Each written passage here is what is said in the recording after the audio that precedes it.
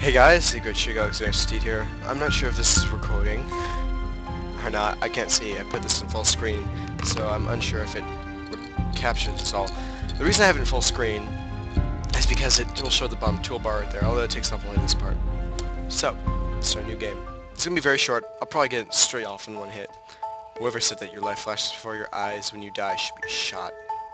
Then maybe he'd see what it's really like. When you die, there are only two things.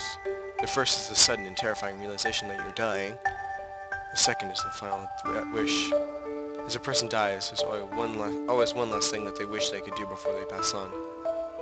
Sometimes it's as simple as wanting to say goodbye to a loved one. It's usually a wish full of pain and regret. It's a wish for a life lived better, an angry word taken back, or a promise kept. A wish that will never be granted. Yeah, death sucks. Every single time. Though I've experienced so many, I'm kind of numb to the whole thing by now. That's not to say I'm comfortable with it. It's just used to it. After all, experiencing death is the story of my life. Saque visual presente. Jisei. This is a demo, so I'll be able to probably... No! I'll have to probably go through this one.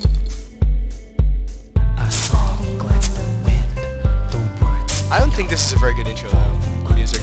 It's not. Let's listen. The beat's good.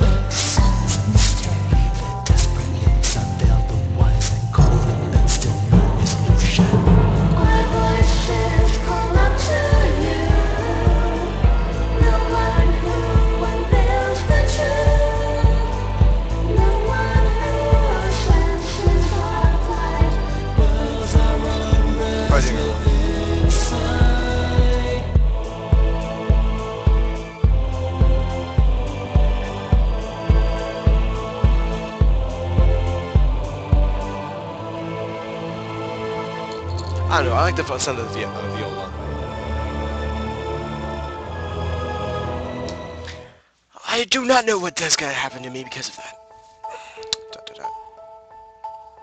Where am I? Playing slowly, trying to get my bearings. This place doesn't look familiar. And then again, it's been 3 years since anything looked familiar to me. It yawns my mind slowly clears. The room I filled in is the scent of freshly ground coffee. I hear something. A machine. Steam? Right. I'm at a coffee shop with some steak with Edgewater. It's my second day in the city. Judging from this empty cup on the table in front of me, I stopped here for coffee because I was getting sleepy. And then I fell asleep. Typical. I guess even a triple shot mocha latte isn't enough to keep me up these days. Wonder if I should get another. Why not? I head over the counter. No one else is in line since it's the afternoon. The girl on the counter grins as soon as she sees me. Did you have a nice nap? You saw me? Don't worry, you weren't snoring or anything. But I'd wipe that drool off your face if I were you. What? I'm kidding. You're fine. She laughs and winks at me. So, what can I get for you?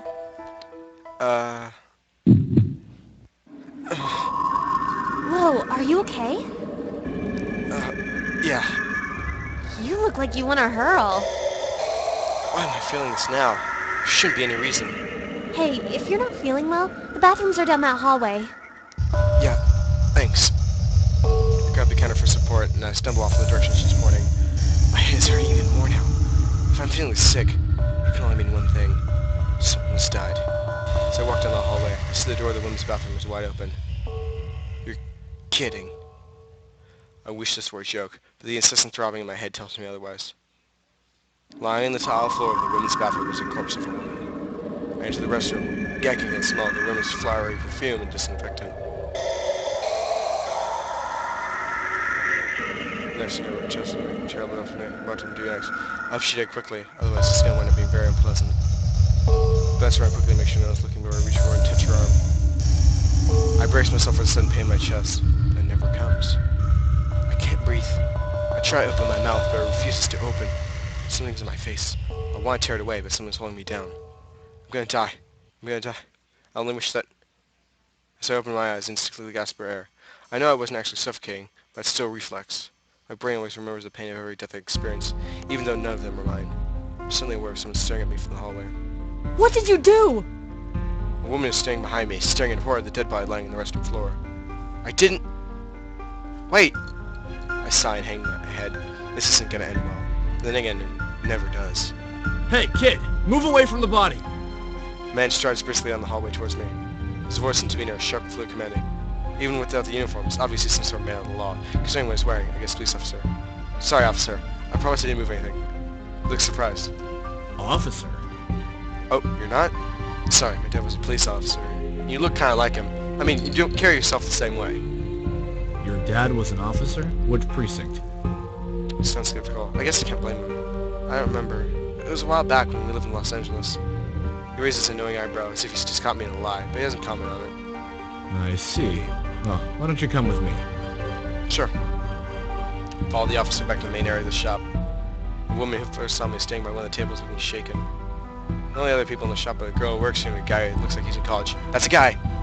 That's a guy! Somehow. Excuse me, everyone. I'd like your attention for a moment. I'm Detective Mikolaj Gursky. Mikolaj Gursky. He's Russian, apparently.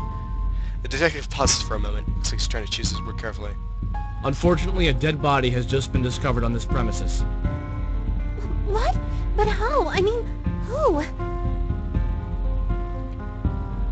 Unfortunately, I don't know anything about the situation yet. Because of this, I'm going to have to ask you all to stay here until the police come. Until they come? You mean the police aren't here yet? What about you? I'm technically not on duty right now, I just happen to be here. Uh-huh. I see. If you don't mind, I'd like to speak with each of you separately for just a little bit. It'll help move the investigation along if I can start collecting information now. Is that okay? Sure. Anything to help. Oh boy. Yeah, it's okay with me. Yes. It's fine. What about you, kid? It's fine with me. Right. Then we'll start with you. Come with me, please. Detective Gursky motions me to follow him to the hallway away from the rest of the coffee shop. As we walk down the hallway, I can't help but stare at the body in the bathroom. Detective Gursky glances at me and gently kicks the door of the bathroom, swings in and bounces gently off the wall, closing with a soft thud. How are you feeling? Fine, I guess. You just saw a dead body and you're fine?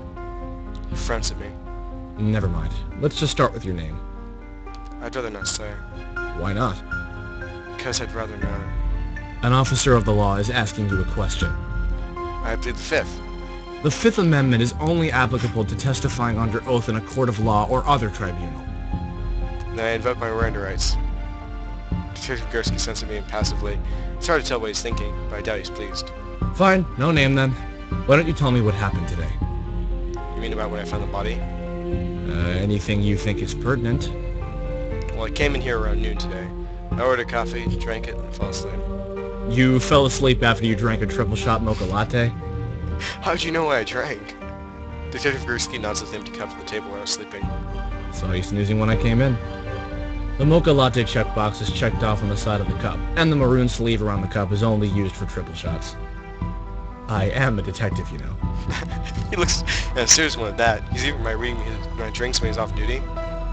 Well, I woke up about 10 minutes ago, I guess. Maybe less. Gursky glances at the clock on the wall. So, around 2:40, you'd say? Yeah, I guess so. I was just about to get another drink when suddenly I started feeling sick. Ah, yes. I did see you looking a little ill when you were at the counter. The girl at the counter told me I should go to the bathroom, and when I went, I saw the body lying there. What were you doing in the women's bathroom? The door was already open. I saw her from the hallway. Did you touch her? Even if I say no, they'll probably find my prints on her anyways. Yes. And why were you touching her? I wanted to see if she was okay. I didn't know she was dead at the time. The detective doesn't understand it, but I doubt he believes me. Any idiot would have seen the knife in that woman's chest from at least 10 feet away. Is there anything else you'd like to say? There's something weird about all this, but maybe I should keep it to myself now. I'll save the game! I think there's something real suspicious about this death. There's a dead woman with a knife in her chest. Suspicious goes without saying. But what makes you think this is suspicious? Just gut feeling. I see. Anything else? No. Then please wait in the main area. Sure. Detective Gursky follows me and turns to the rest of the people in the coffee shop. Would anyone like to go next? I'll go. The woman raised her head timidly, and Detective Gursky nods at her. Then follow me. I sit down to one of the chairs and close my eyes. This doesn't make any sense. A woman in the restroom has a knife in her chest, no doubt. But in my vision, she was being suffocated. Then again, my vision did cut off before it finished. That woman interrupted me. She could read the body again. I'm sure to get caught even if I try and get close to the body. Somehow it doesn't really seem worth the risk. I guess I'll just have to approach this from a different angle. Doctor... Girl who works the shop is still sitting a few tables away from me, staring at the ground. She looks up and notices I'm looking at her in direction. Surreal, isn't it? Huh? Knowing you're in the same building as a dead body, I mean. She smiles apologetically at me. By the way, my name's Chance. Chance? Sounds like such a fake name. What should I ask? You have a rather unusual name. She laughs. I get that a lot. The truth is, I changed my name. My parents named me Bertha. That's not exactly a good name for a famous singer. You're a famous singer? Not yet, but I want to be. I know it's a crazy dream, but I'm willing to take the chance. She looks like Hungary, doesn't she? I just realized that. That's why I chose that name. Get it? Chance? I'm pretty cheesy, huh? Maybe not cheesy, but I think the name Bertha actually means famous. So really, you had a good name in the first place. Really? I didn't know that. You're pretty smart. Yeah, I am. Not particularly. I just like to pay attention to names and what they mean. That's cool. I know someone just like you. I seriously doubt that. Do you know anything about the woman who died? Nothing comes to mind. I saw her go to the bathroom earlier, but I wasn't paying attention. Still, I think I would have recognized her if she was someone I knew. Do you remember what time you saw her? Maybe around 2 o'clock? I'm not sure. What makes you think it was 2? Well, my shift starts around then, and she came in a little bit after I did. She looked like a secretary, so I thought it was weird that she'd come during working hours. I see. Do you think the killer's still around? I sure hope not. Chance shivers. I don't know why he'd stick around anyway. Doesn't a murderer usually run after he kills someone? Good point. I hope I'm not interrupting anything. Detective Gursky approaches us. The woman he's speaking with trails closely behind him. As soon as she sees me, she quickly looks away. Nope, not interrupting anything. Then do you mind coming with me? Not at all. Chance waves at me before hurrying after Detective Gursky. I'll talk with her next. About earlier. Don't touch me. The woman glares at me, her eyes laced with disgust. I saw what you did. I didn't do anything. I found her like that. The woman frowns at me. Just don't speak to me. She sits down and folds her arm, glaring at me from across the room. I guess I should leave her alone. Across the room, a college boy is typing away on his laptop. He pauses to glance at a pile of notes on the table next to him. He's still doing homework at a time like this? He looks up and we briefly make eye contact. Is something wrong? Not really. You just look really calm, all things considered. He glances to the side nervously. Actually, I'm pretty freaked out. But it hasn't really set in, you know?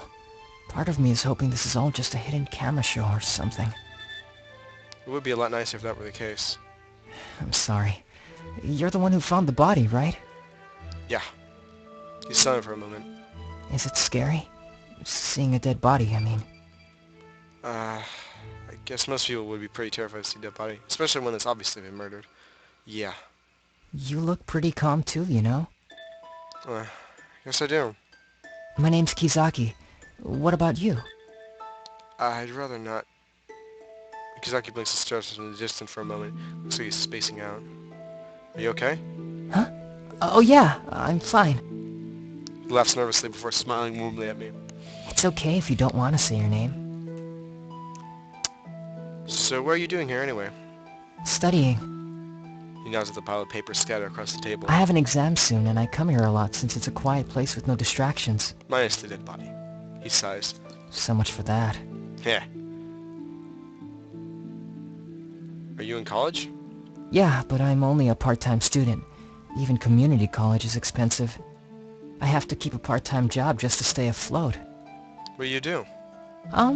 It's kinda hard to explain. I guess you could say I'm a sort of errand boy? I do odd jobs, fetch things, occasionally make tea for my boss. Stuff like that. I see. Can you remember anything about the woman who died? I'm afraid I was pretty caught up in my work. I didn't really notice much about anyone else. Nothing at all? Well, I think she may have been looking for someone. When she came in, she looked around a bit like she was expecting to see someone. I remember wondering if she was looking for you, and you just didn't notice her because you were asleep. Wow, is there anyone in the shop who didn't watch me sleep? Do you think the killer is still here?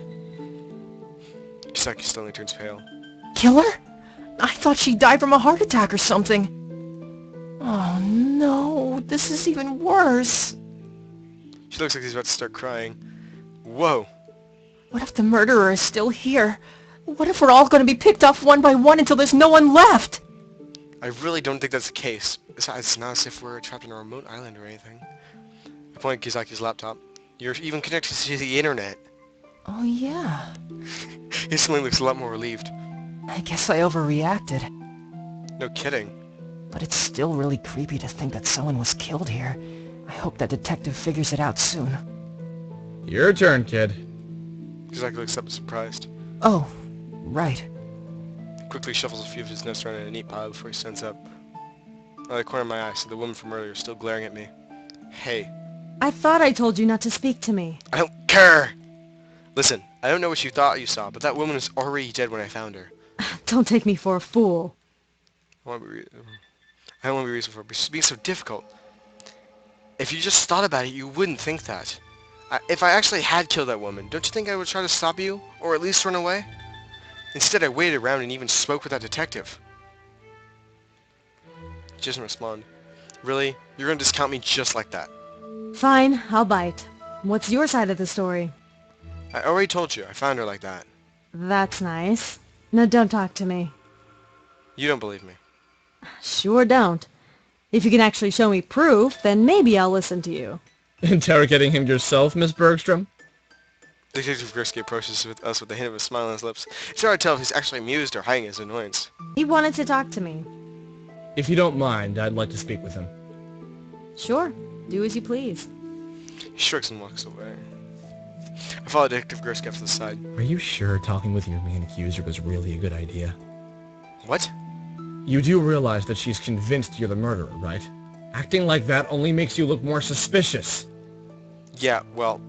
And I have to be honest, a lot of the evidence points towards you already. You were the first at the scene, and you even admitted to touching the body. There's not much that votes for your innocence. But all that evidence you have is only circumstantial. I can hold you for 48 hours before charging you with a crime. That's enough time to find more evidence. Sometimes I hate that law. I know, but I didn't do it. If you really want me to believe you, you're going to have to be a lot more cooperative. Obviously, you're interested in clearing your name, whatever it may be. It works better if you work with me, not against me. You want my help? He frowns. Not particularly, but I don't have many options right now. I could tell you to sit this out and let the professionals handle this, but then you just go behind my back.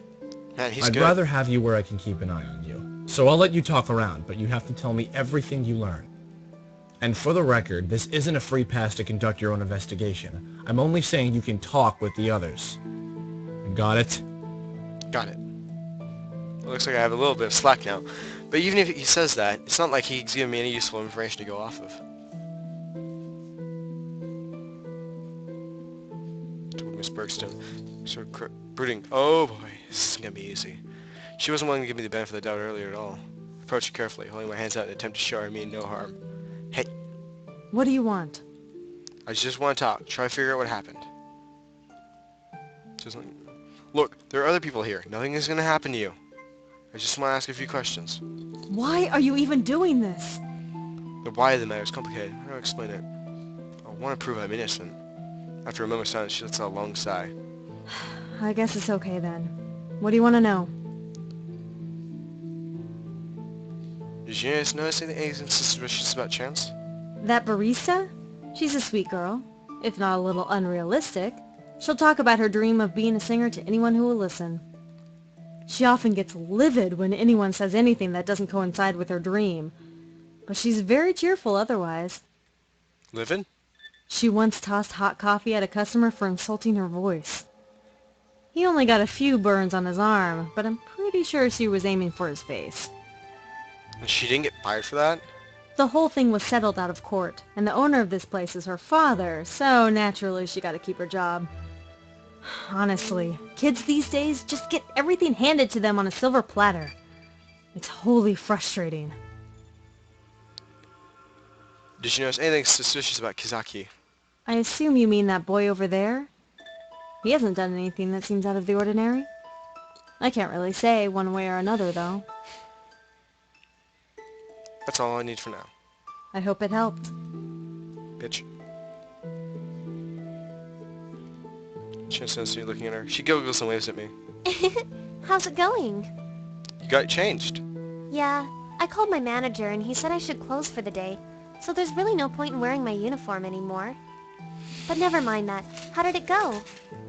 How did what go? Talking with that detective, of course. Did he say anything? Is it really okay to say I'm supposed to question everyone? He just wanted me to tell him if I learned anything from talking with you. What did you tell him? Nothing really. It's not like you said you were the killer or anything. Yeah. So. Did you notice anything suspicious about Kizaki? Who? That college kid. Oh, is that his name? I've never seen him before. Really? He said he comes here all the time. He does? I'm pretty sure I haven't seen him before. Maybe he usually comes at some other time? Yeah, maybe. But I don't recall him doing anything weird. He came in, set up, and spent all his time working on homework. Did you notice anything suspicious about Miss Bergstrom? You mean that woman who looks like she's mad at you? Yeah, her. Well, she definitely looked like she was in a hurry. Then again, she always does. She comes here often? All the time. And she always looks like she's in a hurry. I guess she's a busy woman. Do you know what Miss Bergstrom does for a living? I'm pretty sure she works for Biodev Imaging. It's just down the street, so a lot of people who work there like to come by here. I'm afraid I don't know exactly what she does, though. I guess that's all I want to talk about for now. Alright. Kizaki, I'm sorry. I look over Kizaki. He's still typing away at his computer. I guess even being at the scene of a murder is an excuse to turn in homework late. Is everything okay? Yeah, it's fine. It looked like Detective Gursky was lecturing you about something. He's a pretty imposing guy. Is he? He seems to me like he's just doing his job. I guess I'm just worried he's gonna arrest me or something. Arrest him? Now, this kid's paranoid he's hiding something. Does he have a reason to arrest you? What? No, of course not! I was just saying. His face flushes red, as if he's terribly embarrassed to even think about being arrested. He must be one of those good kids who always follows the rules and never gets in trouble. Enviable. What should I ask him? Did you notice anything suspicious about Chance? The girl who works here? She wouldn't do anything. Feels like Ellie Noir. Are you sure? Of course, she works here after all. I didn't answer my question. Well, if you're wondering if I saw her do anything weird, I didn't. She was cleaning the espresso machines for a while. She didn't look too happy about that. Then she went into the back kitchen, so I didn't see her anymore. She were in the kitchen. She would have gone to the bathroom without seeing her, right? Yeah, I guess so. Did you notice anything suspicious about Miss Bergstrom? I'm afraid I didn't see her come in. I was busy working at the time. I didn't notice anything until I heard her scream. That's all for now. Cool.